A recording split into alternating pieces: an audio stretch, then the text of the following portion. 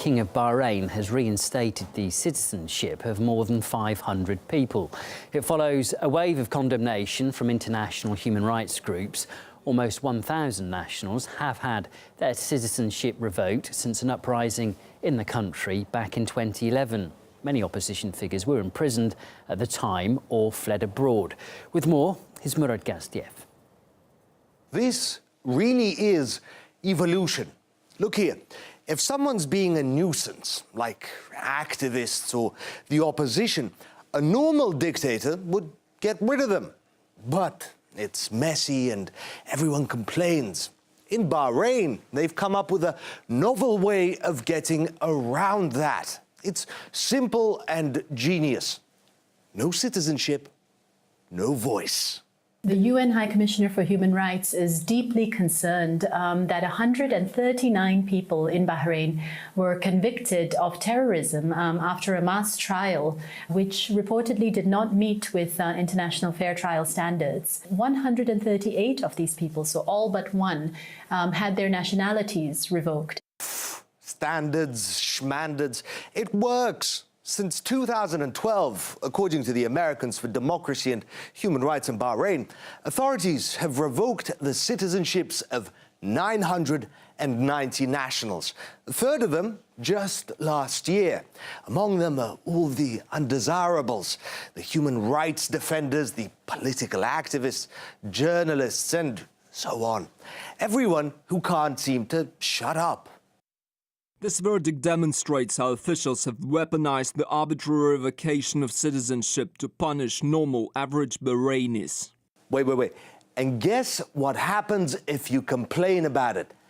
Yeah, you lose your citizenship, or get jailed, or exiled. This is win-win for the king, anyway. Not so much for everyone else. Beneath the glamour of the Formula One, there is a far more sinister side to Bahrain, revealing the country as a deeply repressive state where anyone critical of the government can be jailed merely for posting a tweet. Yes, but the king is also merciful. He takes with one hand, but gives with the other. His Highness has issued orders to reinstate the citizenships of more than 500 people. Citizenships. So if you were sentenced to life in jail, you still serve and die in prison. But as a citizen, how much more mercy do you want? Understand also, this has been a stressful time for the king. He and his family really didn't like the Arab Spring. All that commotion and protesting and calls for democracy, and commoners, they really didn't like it. Ergo, violent clampdown.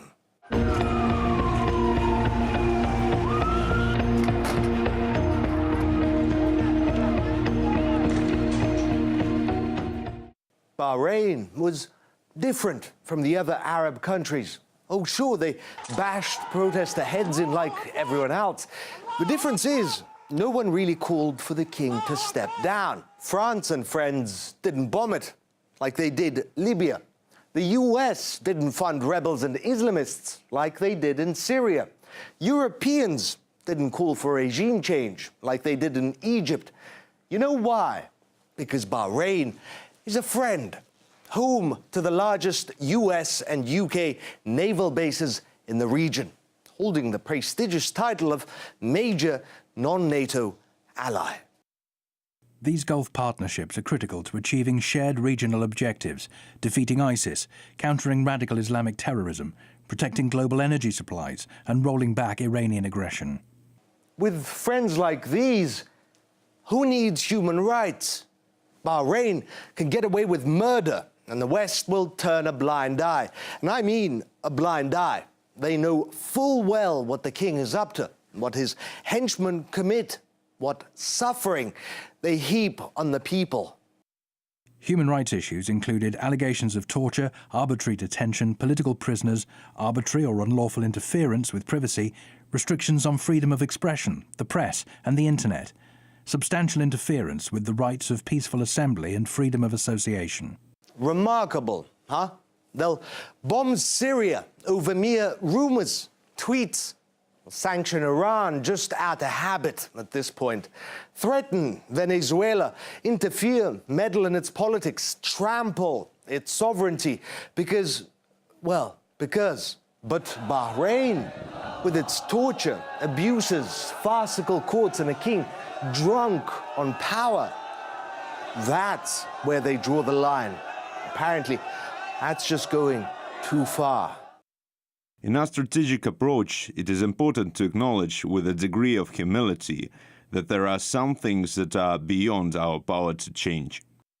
Well, the authorities in Bahrain do claim the country's security has faced an intense threat and all actions have been aimed at achieving stability.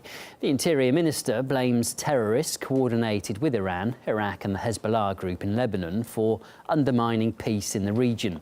We spoke to the former MP, Jawad Farouz, who came under government pressure himself. He believes, though, that Bahrainis won't receive a great amount of international help to restore their human rights.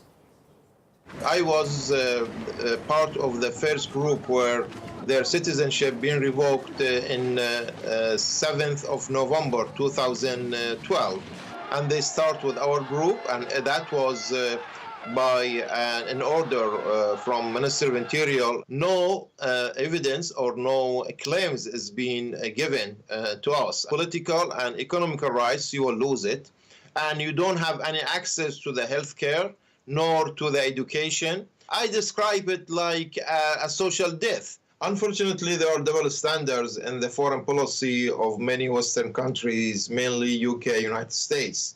It is so much Hippocratic policy when they deal with their allies. When international community, especially human rights international community, indicating in all the reports there are a vast type of the human rights violations in Bahrain in particular, but meanwhile is being backed totally by these international allies, the United Kingdom and United States. And not only that, even they are supporting them internationally, and they mentioned in many of their speeches that Bahrain is going in the right track, but they are proud to have such allies. So we see there is no logic behind it.